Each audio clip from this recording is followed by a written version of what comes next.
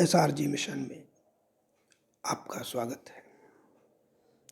आज का जो हम सूत्र लेने जा रहे हैं वो सूत्र है वर्तमान। अक्सर कहा जाता है कि आपको वर्तमान में रहना चाहिए, वर्तमान में रहते हुए कार्य करने चाहिए। फिर ऐसा क्या हो जाता है कि हम वर्तमान में नहीं रह पाते हैं। ये एक गहरा विषय है कि वर्तमान मौजूद होते हुए भी आपको उसका अनुभव नहीं हो पाता है। वर्तमान में सब कुछ चल रहा है, लेकिन इसके बावजूद भी हमें वर्तमान का पता नहीं चल रहा है। ऐसी कौन सी चीज हमारे पास है जो वर्तमान से हमें दूर कर देती है? इसको समझना आवश्यक होगा। सबसे पहली चीज ये है कि आपको ये पता होना चाहिए कि सबसे पहले वर्तमान ही था, वर्तमान ही है, वर्तमान ही रहेगा, यानी वर्तमान ही शाश्वत है। इसके साथ जुड़ने वाली तीन चीजें होती हैं, वो इस प्रकार हैं कि भूत, वर्तमान और भविष्य।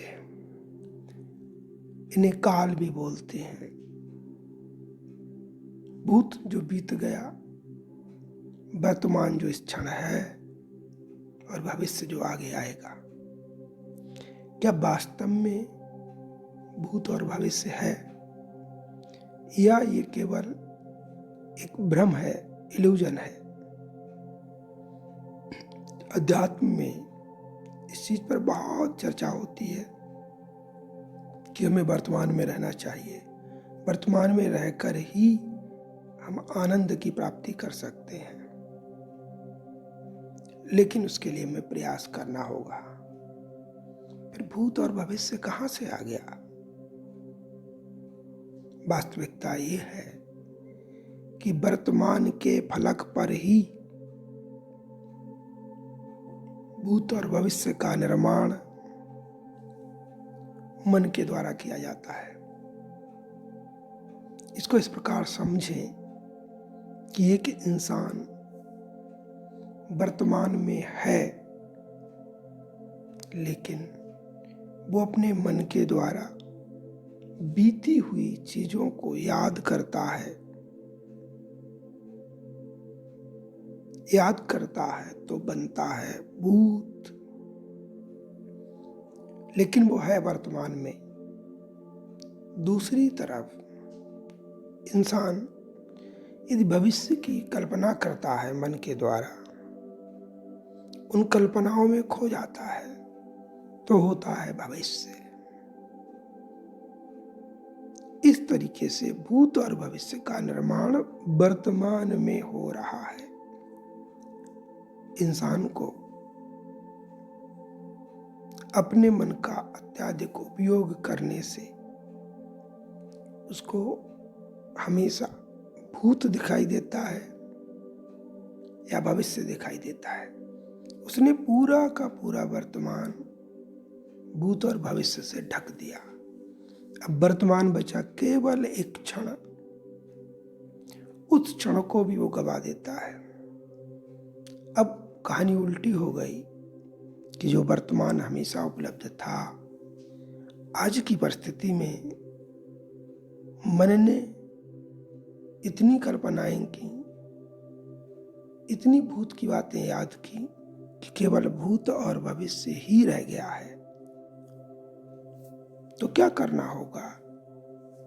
एक साधारण सी बात है, अगर भूत और भविष्य हटा दिया जाए तो हमें अपनी ओरिजिनल मूलभूत वर्तमान की अवस्था का एहसास होने लगेगा, अनुभव होने लगेगा।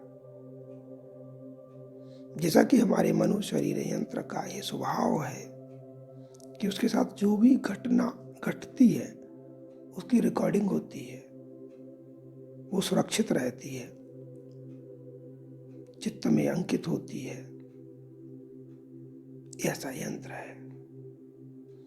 इसमें एक और सुविधा है कि ये आगे की चीज़ों की संभावनाओं के बारे में मन का उपयोग करते हुए सोच भी सकता है, कल्पना भी कर सकता है। एक्चुअल में दोनों ही गुण इसलिए थे, ये मन के गुण हैं इसलिए थे कि आप बीती हुई बातों में से कुछ अच्छा निकाल सके और आगे जाने के लिए कुछ कल्पना कर सके। तो ये शक्तियाँ हैं। लेकिन आज के परिवेश में इंसान हर वक्त केवल भूत की बातों को याद करता है या भविष्य की चिंता करता है, लेकिन जो वो है वर्तमान, उसमें वो रहना ही भूल जाता है। तभी वो अपनी वास्तविकता से दूर है और उसको आनंद की अनुभूति बिल्कुल नहीं हो पाती है। फिर उसको कहा जाता है कि वर्तमान में आओ। अब उसको कहीं दिखाई नहीं देता, कहीं जगह नहीं मिलती कि वर्तमान है कहाँ। जब वो नज़र डालता है तो उसे पता चलता है या तो वो भूत में है या भविष्य में है। वर्तमान के लिए एक क्षण है केवल, थोड़ी देर में वो ही बदल जाता है, वो या भूत बन जाता है। इस प्रक्रिया को रोकने के लिए सबसे अच्छा उपाय है ध्यान में बैठना।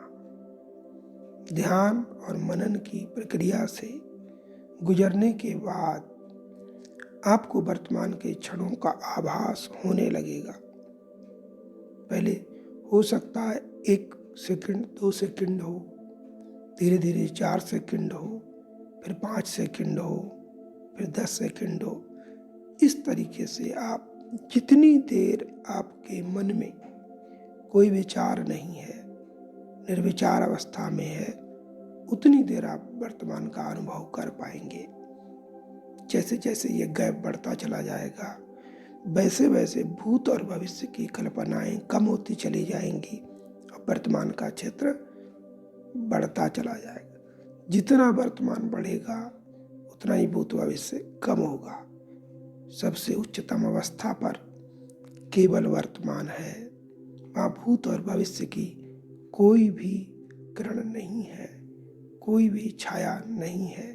केवल है तो शुद्ध वर्तमान, शुद्ध आपकी अवस्था। आपको उसी अवस्था को प्राप्त करने के लिए प्रतिदिन, प्रतिक्षण, प्रतिपल यह अभ्यास करना होगा कि हम क्या सोच रहे हैं और क्या कल्पना कर रहे हैं। कल्पनाओं को और यादों को यदि आप मिटाते हैं तो वर्तमान में ही है, ये अनुभव आपको होने लगेगा। जहाँ है उसी को पकड़ना है। इसके बावजूद भी इंसान उसे पकड़ नहीं पाता है। यही तो मुश्किल है कि जो तुम हो वो नहीं बन पाते हो, जो नहीं हो उसको पकड़ लेते हो। मन बनाता है भूत और भविष्य, जो आपको गुमराह करता है, आपको आपकी वास्तविकता से दूर करता है। उस वास्तविकता में आने के लिए ध्यान मनन के प्रतिदिन अभ्यास से आप वर्तमान की दौलत को पा सकते हैं। मेरा निवेदन है कि आप सभी इस वर्तमान की दौलत को पाने के लिए निरंतर अभ्यास करें। धीरे धीरे आपको वर्तमान की झलक मिलने लगेगी और आपको आनंद आने लगेगा। फिर आप इसकी ओर बढ़ना शुरू करेंगे। शुरू में मन हो सकता है आपको थोड़ी दिक्कत पैदा करे, ऐसा लगे कि ध्यान में और मनन करने से क्या फायदा, ये समय की बर्बादी है। लेकिन ध्यान रहे, जिनको सत्य पाना है, जिनको सत्य जानना है, उनके लिए ये एक पूंजी है, इन्वेस्टमेंट है। आप ध्यान और मनन में जो समय लगाते हैं उसका परिणाम आता है कि आपकी समझ, आपकी प्रज्ञा, आपकी जागृति बढ़ जाती है। वर्तमान में रहकर अगर आप कुछ विचार भी करते हैं तो उसके परिणाम भी चमत्कारिक होते हैं। इसीलिए कृपया वर्तमान में आने के लिए मन का उपयोग कम से कम करें। जितना मन कम उपयोग होगा या ठहर जाएगा, उतनी देर आपको वर्तमान का आभास होना ही है, क्योंकि इस मन के पीछे वर्तमान ही खड़ा है। वर्तमान पे ही खड़े होकर आप भूत और भविष्य की रचना मन के द्वारा कर रहे हैं, ये समझ होना अति आवश्यक है। आज के लिए इतना ही। धन्यवाद।